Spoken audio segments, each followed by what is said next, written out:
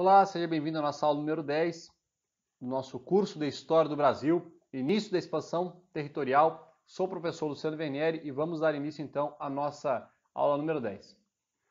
Na aula anterior foi possível observar a restauração portuguesa, assim como a insurreição pernambucana que culminou na expulsão dos holandeses do Brasil. E a Guerra dos Mascates, ocasionada devido à crise do açúcar, porque, como vimos, os holandeses foram expulsos, levaram mudas de cana-de-açúcar para as Antilhas, e lá eles então plantaram açúcar e começaram também a cultivar, terminando assim com o monopólio açucareiro de Portugal.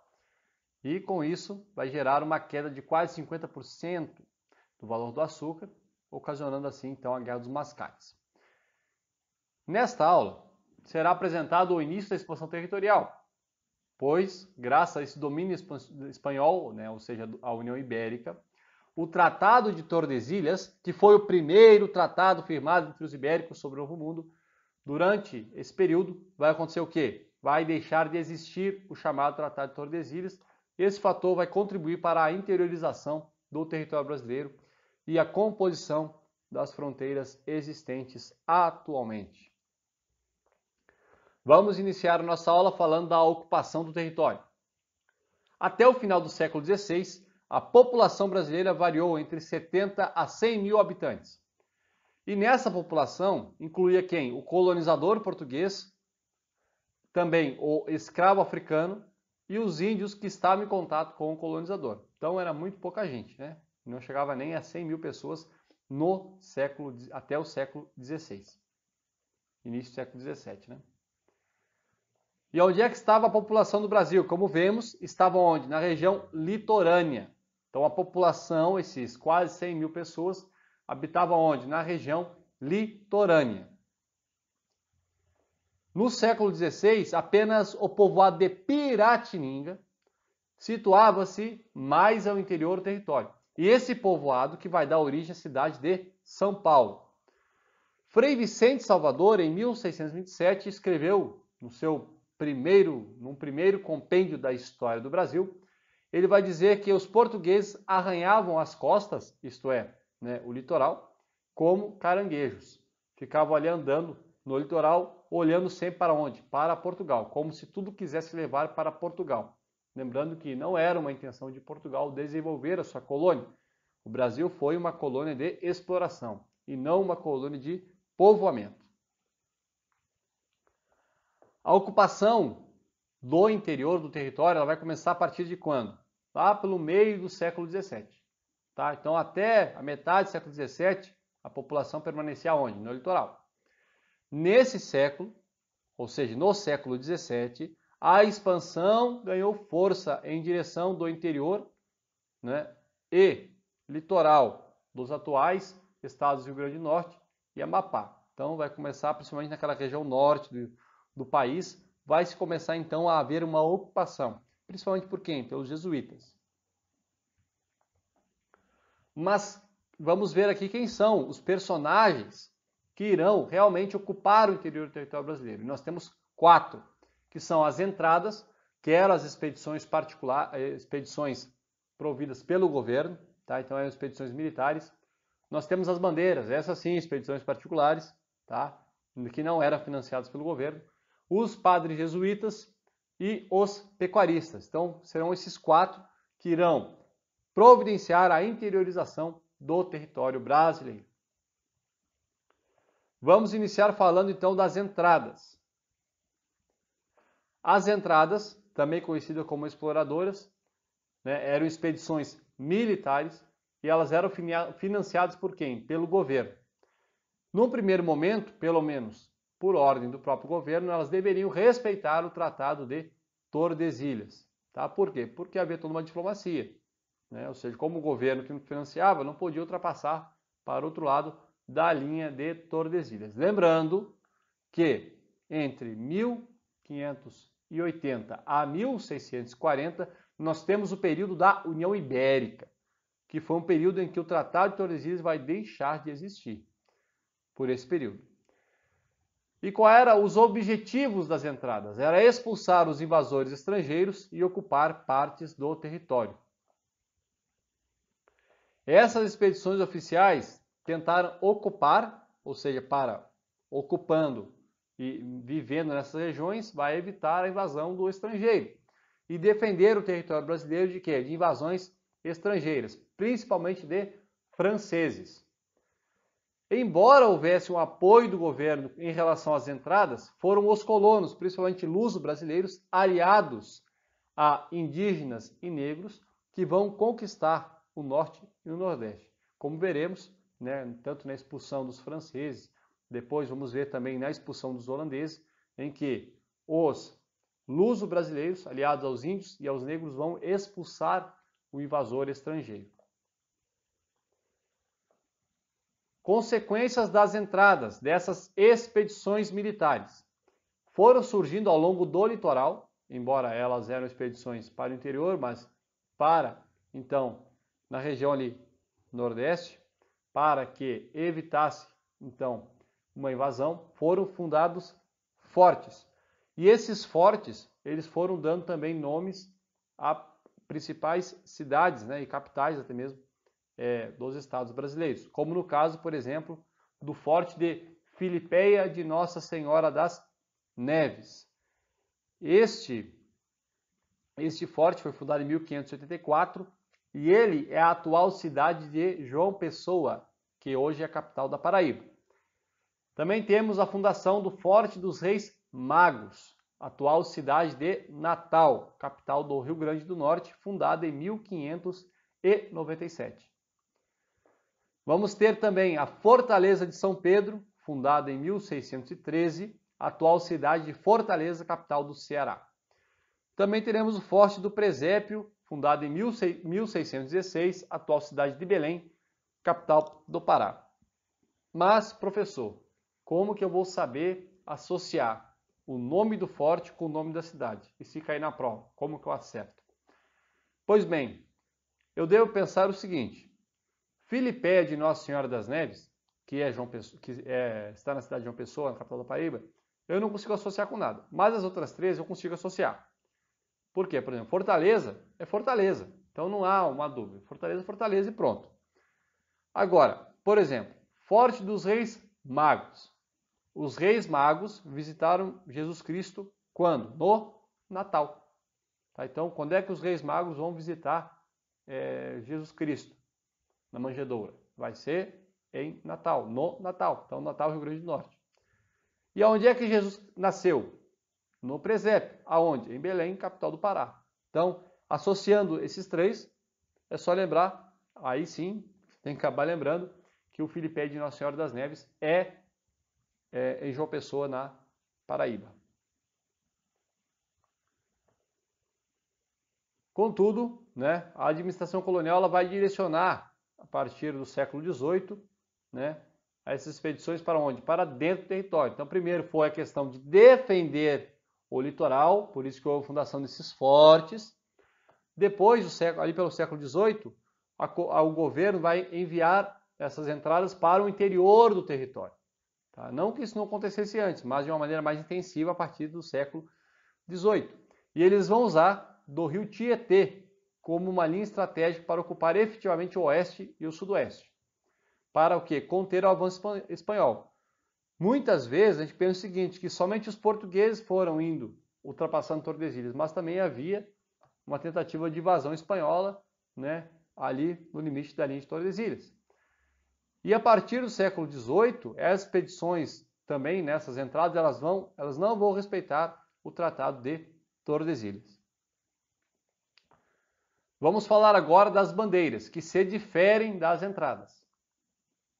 As bandeiras eram expedições particulares. Então, as entradas são expedições de quem? Do governo. O governo paga, o governo financia. Já as bandeiras eram expedições particulares, sem o auxílio do governo.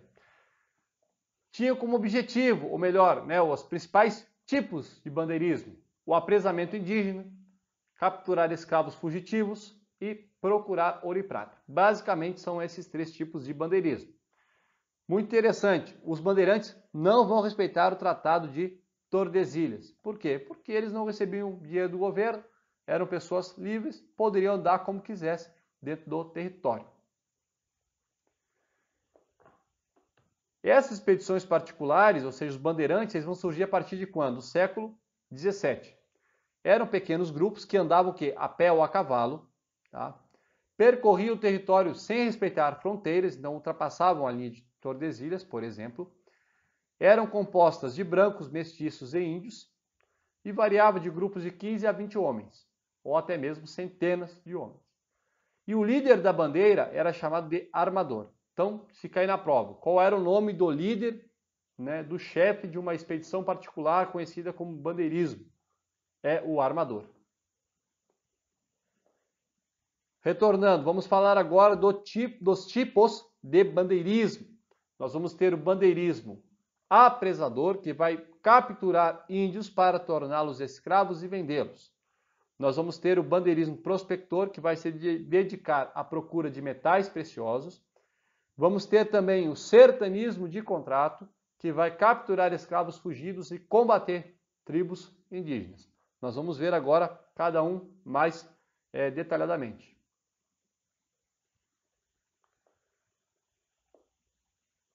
Primeiramente, vamos entender de onde é que se parte essas expedições dos bandeirantes.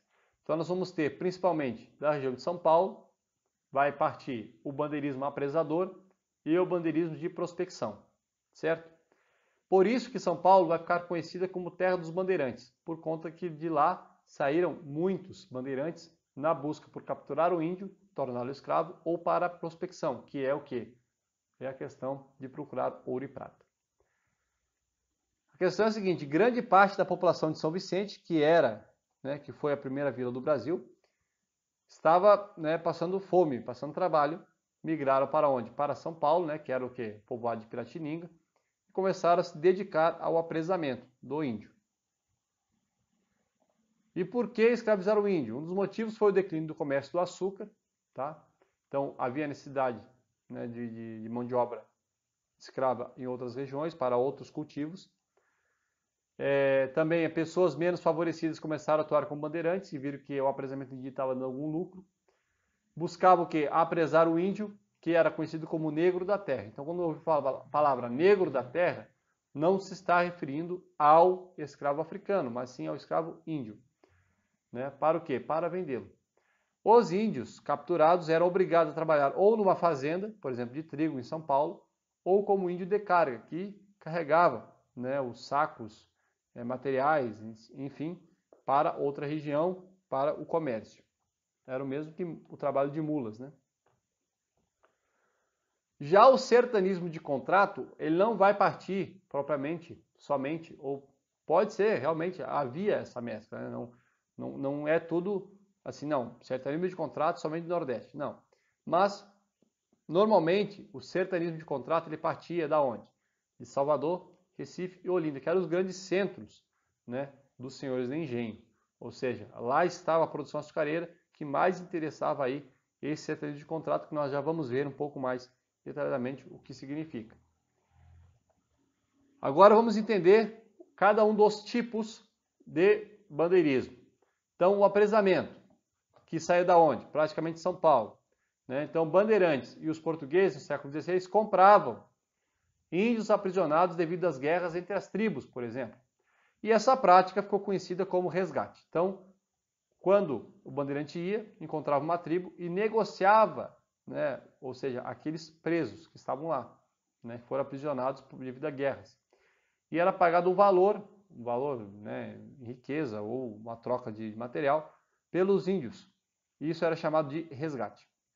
Os bandeirantes organizavam expedições contra tribos que resistiam à colonização portuguesa, simulando situações para provar a chamada guerra justa. Então, o bandeirante, muitas vezes, ele simulava a guerra justa para poder o quê? Escravizar o índio.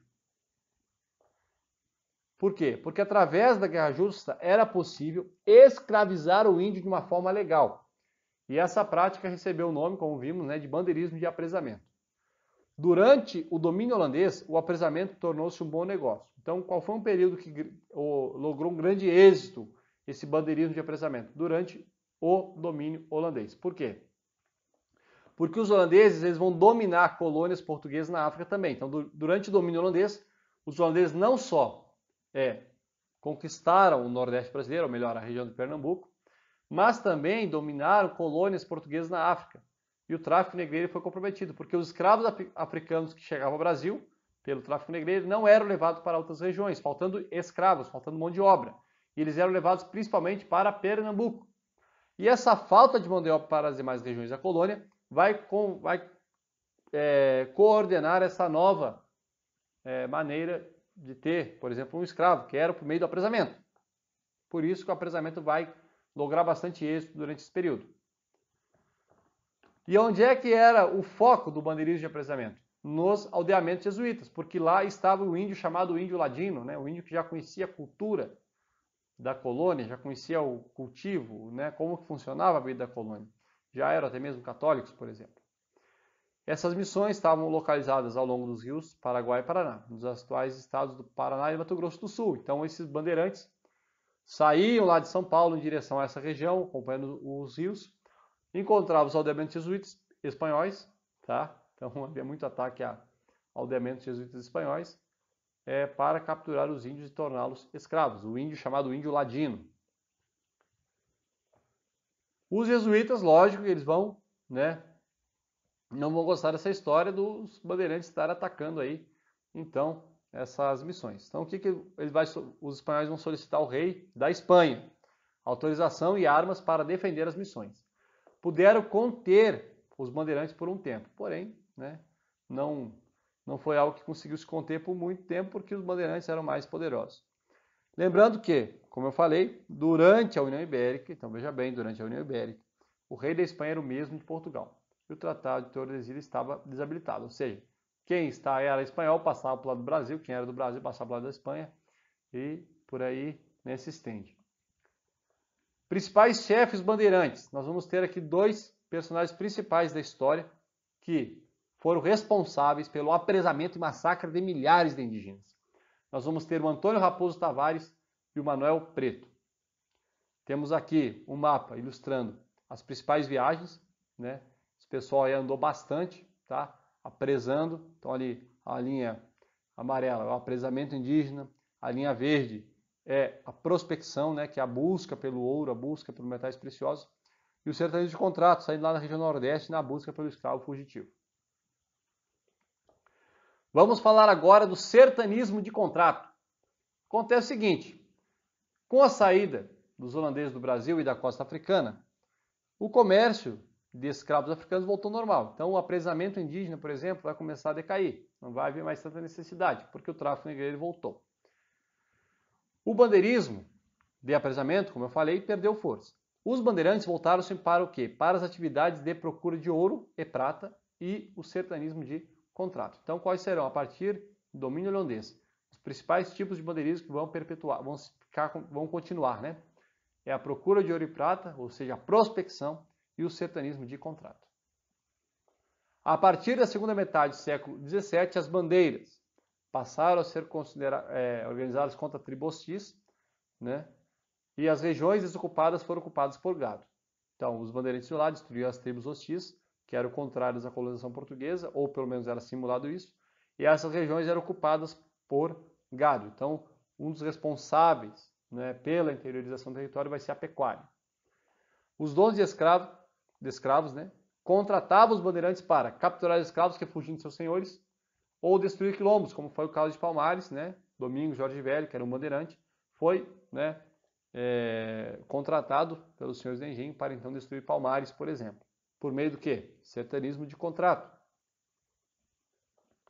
A partir da expulsão dos holandeses, os bandeirantes se dedicaram mais à prospecção e ao sertanismo.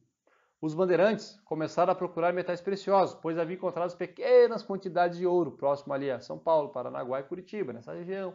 Encontraram algumas coisas ali, opa, acho que tem ouro no território.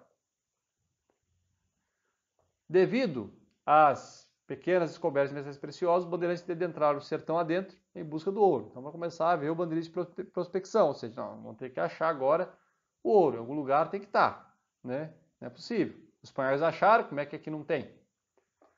Acontece que tem um camarada chamado Fernão Dias Paz, tá?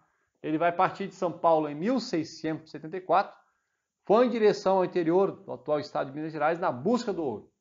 Porém, ele vai encontrar apenas pedras de turmalinas, né, essas pedras azuis aí. Por conta dessa descoberta, ficou conhecido como caçador de turmalinas. E não encontrou ouro, tá? Mas encontrou as pedras de turmalinas. O mesmo caminho utilizado por Fernando Dias Pais foi utilizado por outros bandeirantes também. No final do século XVII, foi encontrado ouro em Minas Gerais. Olha aí, final do século XVII, foi encontrado ouro em Minas Gerais. Em 1693, no Vale dos Rios, do Rio das Mortes, ou Doce, né? Tá de Doce ali, Mortes ou Doce. Não se tem ainda um consenso onde foi, mas foi nessa região aí de Minas Gerais. Então, onde foi encontrado ouro no Brasil pela primeira vez? Minas Gerais, ano 1693, Vale do Rio das Mortes ou Doce. Aí depois eu acerto o de Doce, né, ou Doce. Vamos entender aqui quem foi que descobriu o ouro, então. Foi esse camarada chamado Antônio Rodrigo Arzão. Ele vai descobrir o ouro em Minas Gerais em 1693. Depois nós vamos ter um outro camarada chamado Pascoal Moreira Cabral. Também está errado o nome, pois tem que acertar, né, na hora de postar o PDF. Descobriu ouro aonde? No Mato Grosso. Então, em 1719, Pascoal Moreira Cabral, é Cabral, não é Cabral, é Cabral, ele vai descobrir o ouro em Mato Grosso. Bartolomeu Bueno da Silva descobriu ouro aonde? Em Goiás, em 1725. Nas próximas aulas, quando nós falarmos especificamente da mineração, nós vamos explicar por que foi descoberto o ouro em Minas Gerais, depois já foi para o Mato Grosso, depois foi para Goiás, em tão pouco tempo. Mas isso é um assunto aí para as aulas futuras. Vamos falar agora das monções. O que eram as monções? Eram expedições fluviais que levavam mantimentos para a região das minas de ouro. Ou seja, houve a descoberta do ouro, havia, então, no interior do território, né? E havia necessidade de manter esta região, né, abastecer com comunicação, por exemplo, com alimentação, a região das minas. Então partiam, né, de São Paulo, por exemplo, as monções, que eram pequenos barcos que conduziam mantimentos para regiões das minas e também, né, escoavam também a produção aurífera por meio fluvial. Então, o que eram monções? Expedições fluviais. Vamos encerrando então a nossa aula de hoje. Então, nessa aula, nós podemos observar toda a questão da colonização, né, litorânea, da população do Brasil na época até o século XVI, depois vimos século XVII, século XVIII. Vimos a questão das entradas, né, que eram as expedições particulares, as expedições enviadas pelo próprio governo para defender a ocupação da terra, né, defender contra ataques estrangeiros e também, né, de ocupar a terra, povoá-la, né? Também vimos a respeito dos bandeirantes, principalmente o bandeirismo de prospector, que buscava ouro e prata, também o bandeirismo de apresamento, que buscava aprisionar o índio para torná-lo escravo, também o sertanismo de contrato, que era, então, né, um contrato feito entre o senhor de engenho e o bandeirante para, por exemplo, capturar o escravo africano que havia fugido ou até mesmo para destruir, né, quilombos. Também vimos, né, que as bandeiras de apresamento e as bandeiras de prospecção, elas partiam principalmente da onde? Da região de São Paulo.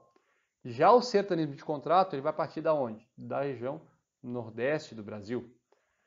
Também vimos as expedições fluviais, que eram aquelas expedições em que havia, né, como houve a descoberta do ouro pelos bandeirantes em Minas Gerais, havia uma necessidade de manter esta região, ou seja, de levar mantimentos e de escoar também, né, essa extração aurífera.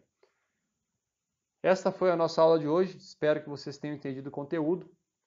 Peço que, caso tenha ficado alguma dúvida, deixe um comentário aqui no vídeo. Se inscreva no canal para continuar acompanhando o nosso curso de História do Brasil. Muito obrigado por ter me acompanhado até aqui. Fique com Deus e até a próxima.